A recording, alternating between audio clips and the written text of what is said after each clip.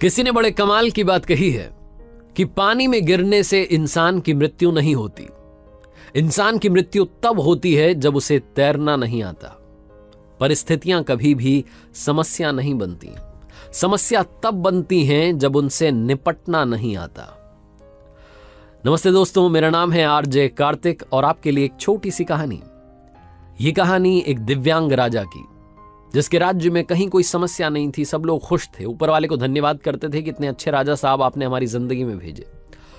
वो राजा दिव्यांग था, उसकी एक आंख नहीं थी, एक पैर नहीं था, लेकिन राजा को इस बात का कोई मलाल नहीं था। एक दिन राजा अपने महल की गैलरी में घूम रहा था, उस गलियारे में घूम रहा था और पोर्ट्रेट्स देख रहा था। जो शानदार पेंटिंग्स लगी थी उनको देख रहा था। वो जो शानदार पेंटिंग्स थी वो उसके पूर्वजों की थी, उसके पिताजी की, उनके पिताजी की, उनके पिताजी की। और राजा घूमते घूमते उन पेंटिंग्स को देखते देखते, निहारते हुए सोच रहा था कि कितने शूरवीर खानदान में मुझे जन्म लेने का मौका मिला। ऊपर वाले का धन्यवाद है, मेरे पिताजी इतने शूरवीर थे, उनके पिताजी इतने शूरवीर थे। वो देखता चला जा रहा था और जब आखिरी पेंटिंग को देखा और उसके बाद में खाली जगह को देखा तो चिंता में पड़ गया। उसे मालूम था कि अब यहां पर जो पेंटिंग लगेगी वो उसकी लगेगी।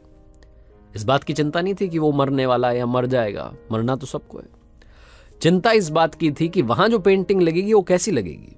राजा सोचने लगा कि मेरी एक आंख नहीं है, एक पैर नहीं है, इस गलियारे में इतनी शानदार पेंटिंग्स लगी हैं, मेरी वाली सबसे खराब लगेगी, सबसे भद्दी लगेगी। उसके अंदर ही अंदर चिंता होने लगी। तो राजा ने सोचा कि मेरे मरने के बाद में ना जाने कैसी पेंटिंग बने। एक काम करता हूं, मैं जिंदा हूं, इसी बीच में एक शानदार सी पेंटिंग बनवाता हूं ताकि कम से कम ये तो सुकून रहे कि मेरी अच्छी पेंटिंग यहां लगेगी। तो उस राज्य में ऐलान करवा दिया गया, पेंटर्स को न्योता दिया गया कि आप आइए और राजा साहब की तस्वीर बनाइए। शानदार तस्वीर बनाएंगे, शानदार इनाम मिलेगा। पेंटर्स आए, उन्हें मालूम था कि शानदार बनेगी तो शानदार इनाम मिलेगा, लेकिन शानदार बनेगी कैसे? राजा की एक आंख नहीं है, एक पैर नहीं है, ऐसे राजा की क्या तस्वीर बनेगी? और पेंटर सोच रहे थे कि इनाम की बात छोड़िए, अगर खराब बन गई, राजा गुस्सा हो गया तो सजा मिलेगी। इसलिए बड़े बड़े चित्रकार भी आगे नहीं आए, हानि भरी।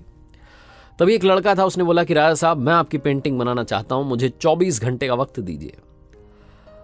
बड़े बड़े पेंटर आश्चर्य में पड़ गए कि लड़का क्या चाहता है, मतलब फांसी पर लटकना चाहता है, राजा को गुस्सा दिलाना चाहता है, क्या पेंटिंग बनाएगा?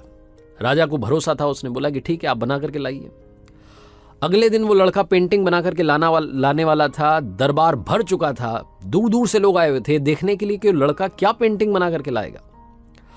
और लड़का जब वो पेंटिंग बना करके लाया राजा की, तो हर कोई ताली बजाने लगा, सीटी बजाने लगा। राजा ने जब वो पेंटिंग देखी तो खुश हो गया। राजा ने सोचा कि वाह, मतलब इससे अच्छी पेंटिंग तो उस गलियारे में नहीं है, ये अब तक की सर्वश्रेष्ठ है। राजा ने उस लड़के को बड़ा इनाम दिया। आप सोच रहे होंगे लड़के ने उस राजा की जिसकी एक आंख नहीं थी, एक पैर नहीं था, उसकी क्या पेंटिंग बनाई होगी। उस लड़के ने राजा को एक घोड़े पर सवार दिखाया। एक साइड से वो तस्वीर थी जिसमें एक पैर दिख रहा था, राजा तीरंदाजी कर रहा था, निशाना साध रहा था, और जब निशाना साधते हैं तो एक आंख बंद हो जाती है। एक आंख बंद थी, वही वाली आंख बंद थी जो राजा की नहीं थी। तो इस तरीके से लड़के ने एक आंख बंद कर दी, एक ही पैर दिखाया, राजा को घुड़सवार दिखाया, निशानेबाज दिखाया, और इतनी कमाल की पेंटिंग बनी कि वो अब तक की सर्वश्रेष्ठ थी। उस लड़के के सामने भी चुनौती थी, संकट था, लेकिन उसने सकारात्मकता का साथ नहीं छोड़ा, पॉजिटिविटी का साथ नहीं छोड़ा। जिंदगी में चाहे जो संकट आ जाए, एक वैक्सीन की डोज हमेशा लगा करके चलिएगा। इसे पॉजिटिविटी की वैक्सीन कहते हैं और इसकी डोज रोजाना लगानी जरूरी है। जिंदगी में चाहे जिस मुकाम पर आप हों, जिस संकट में आप फंस जाएं, जिस भी स्थिति में आप हों, अगर आपने पॉजिटिविटी की वैक्सीन लगा रखी है तो यकीन मानिए आप उस संकट से बाहर निकल आएंगे। बस आपसे इतना सा कहना चाहता हूं कि जिंदगी में उम्मीद का साथ मत छोड़िएगा, क्योंकि जिसने उम्मीद का साथ छोड़ दिया, जिंदगी उसका साथ छोड़ देती है। हर पल सकारात्मक रहिए, खुश रहिए, प्रसन्न रहिए, ऊपर वाले के आशीर्वाद के साथ, अपनों के प्यार के साथ और अपनी अच्छी और सच्ची मेहनत के साथ कर दिखाओ कुछ ऐसा कि दुनिया करना चाहे आपके जैसा। याद रखिए, हर सोमवार सुबह 9:30 बजे मेरे साथ देखिए मेरे सोशल मीडिया हैंडल्स पर एक नई कहानी।